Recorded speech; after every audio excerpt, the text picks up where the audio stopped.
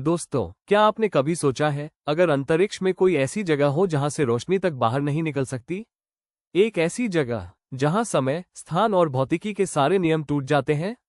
जी हाँ दोस्तों, आज हम बात करेंगे ब्लैक होल की, उस रहस्यमय शक्ति की जो ब्रह्मांड की सबसे डरावनी और सबसे अद्भुत खोजों में से एक है। तो वीडियो के अंत तक बने रहिए, क्योंकि आज मैं आपको बताऊंगा कि ब्लैक होल असल में क्या है, ये कैसे बनते हैं, क्या ये सच में सब कुछ निगल जाते हैं, और क्या कभी हमारा पृथ्वी भी किसी ब्लैक होल में समा सकती है? ब्लैक होल अंतरिक्ष का वो हिस्सा होता है जहां गुरुत्वाकर्षण ग्रेविटी इतना ज्यादा होता है कि वहां से कुछ भी बाहर नहीं निकल सकता, यहां तक कि प्रकाश लाइट भी नहीं। इसीलिए इसे ब्लैक कहा गया है, क्योंकि ये कोई रोशनी नहीं छोड़ता। और होल यानी छेद, क्योंकि ये ऐसा लगता है जैसे अंतरिक्ष में कोई काला छेद हो जो अपने पास आने वाली हर चीज को निगल लेता है। अब सवाल ये उठता है, ऐसा छेद बनता कैसे है? जब कोई बहुत बड़ा तारा हमारे सूरज से कम 3 गुना बड़ा अपनी उम्र के आखिरी पड़ाव पर पहुंचता है, तो उसके अंदर का ईंधन हाइड्रोजन हीलियम खत्म हो जाता है। वो अब ऊर्जा पैदा नहीं कर पाता और उसका गुरुत्वाकर्षण उसे अंदर की ओर खींचने लगता है। फिर वो सुपरनोवा एक्सप्लोजन में फट जाता है, यानी एक बहुत बड़ा विस्फोट, और उसका कोर सिकुड़कर इतना घना हो जाता है कि वो एक बिंदु सिंगुलैरिटी बन जाता है। वहीं से जन्म लेता है ब्लैक होल। ब्लैक होल का सबसे केंद्र बिंदु होता है सिंगुलैरिटी। यहीं पर सारा पदार्थ मैटर अनंत घनत्व में सिमट जाता है। विज्ञान कहता है इस बिंदु पर भौतिकी के सारे नियम फेल हो जाते हैं। अब सिंगुलैरिटी के चारों ओर जो सीमा होती है, जहां से कोई भी चीज बाहर नहीं निकल सकती, उसे कहते हैं इवेंट होराइजन। ये वो अदृश्य रेखा है जिसे पार करते ही कोई भी वस्तु हमेशा के लिए ब्लैक होल में समा जाती है, चाहे वो रोशनी हो, ग्रह हो या तारा। ये सवाल सबके मन में आता है, क्या ब्लैक होल अपने रास्ते में आने वाली हर चीज को खा जाते हैं?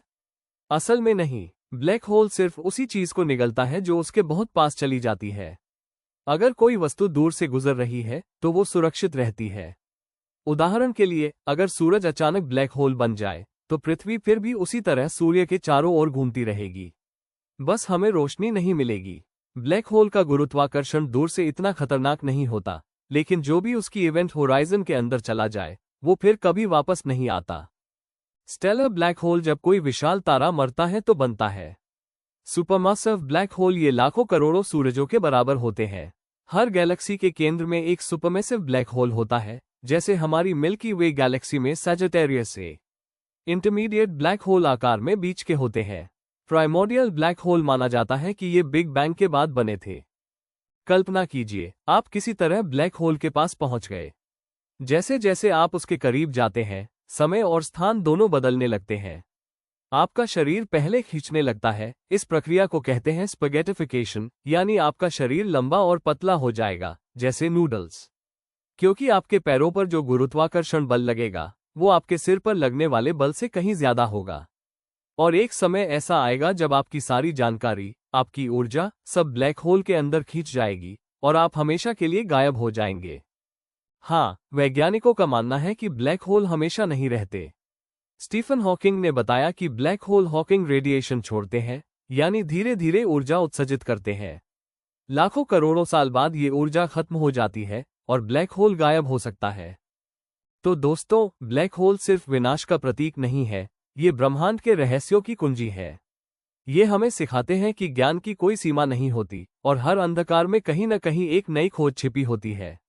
अगर आपको ब्लैक होल की ये रहस्यमय यात्रा पसंद आई हो तो वीडियो को लाइक करें, चैनल को सब्सक्राइब करें और कमेंट में बताइए आप अगला वीडियो किस विषय पर देखना चाहते हैं, टाइम ट्रैवल या पैरेलल यूनिवर्स।